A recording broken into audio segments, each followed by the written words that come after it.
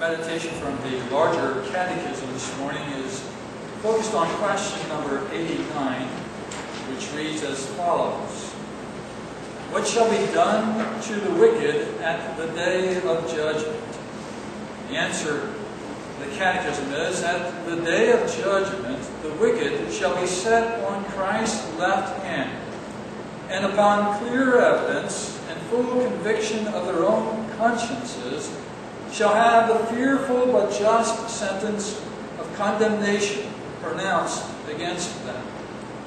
And thereupon shall be cast out from the favorable presence of God and to the glorious fellowship with Christ, His saints, and all His holy angels, into hell, to be punished with unspeakable torments, both of body and soul, with the devil and his angels forever.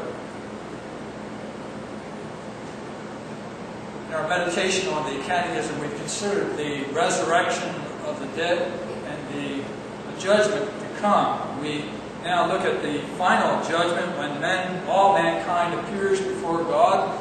God separates the righteous from the wicked, and here our question focuses on what will occur with regard to those who are yet wicked, who yet remain in their sins, who have gone through this life and have failed to rest in Christ and in Him alone for their salvation. What becomes of the wicked? We are all wicked sinners. We all are in need of grace, but those of us who have been joined to Christ through faith are spared this part of the final judgment. But the wicked, those who have not received Christ as their mediator, who stand on their own, nonetheless will appear before God for judgment.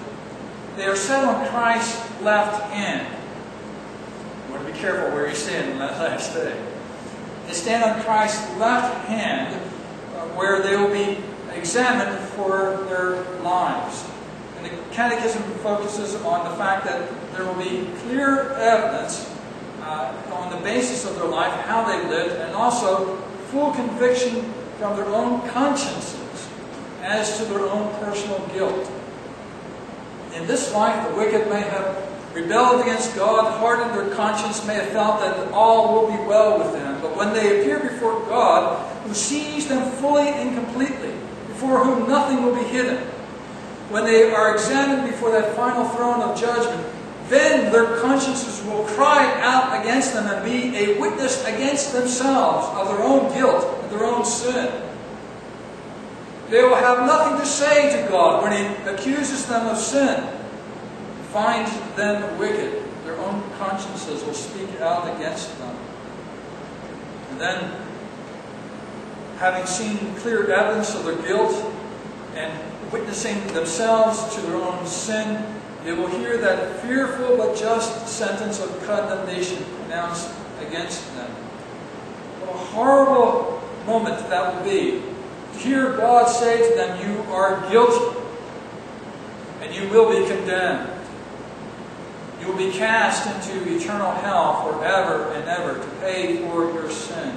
You have sinned against a holy God, an infinite, eternal God, who has only done good to you, who's been kind and loving and gracious to you. Yet you have sinned persistently in thought, word, and deed throughout the course of your life, from beginning the earliest times of your youth till the very end of life.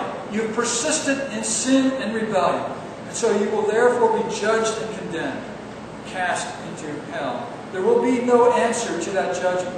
There will be no second chance, no opportunity to review and to amend. It will be a final judgment with no second chances, no appeals courts, nothing that would remain.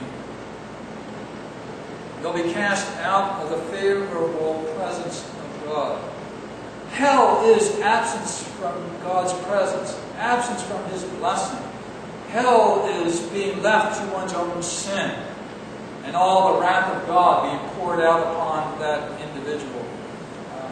Hell is being cast out. You recall Jesus told the parable of Abraham and Lazarus, and the rich man and Lazarus rather, and the rich man was cast into hell, and Lazarus was brought into Abraham's bosom, And there was a great gulf between the two.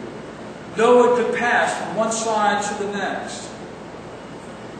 The wicked will be set apart for the wrath of God. They will be set apart from the glorious fellowship of Christ and the saints and all the holy angels. It may be, and I don't know, but perhaps they will see. Part of hell will be the fact that they will see the glories and the blessings of the people of God in that heavenly realm. And they themselves set apart from that, excluded. And no mercy will be shown to them. They'll be punished with unspeakable torments. Jesus speaks of the worm that dies not, the clenching of teeth, gnashing of teeth. This will be the state of the wicked. And it's not merely an emotional, mental experience, but both body and soul will participate in that torment forever and ever.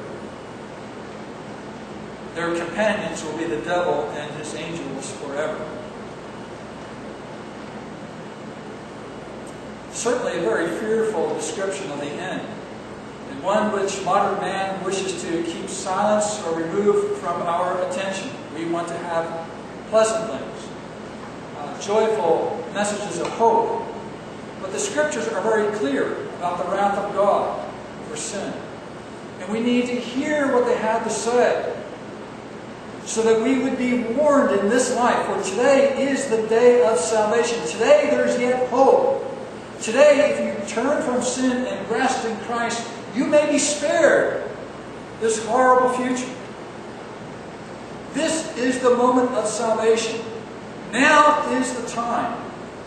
And everyone everywhere must hear the warning and turn and embrace Christ alone for salvation. This is why we talk about salvation. This is what we are being saved from. That's why it is so important that we plead with the ungodly to turn from their sins, turn from the godlessness, the wickedness, and rest in Christ alone.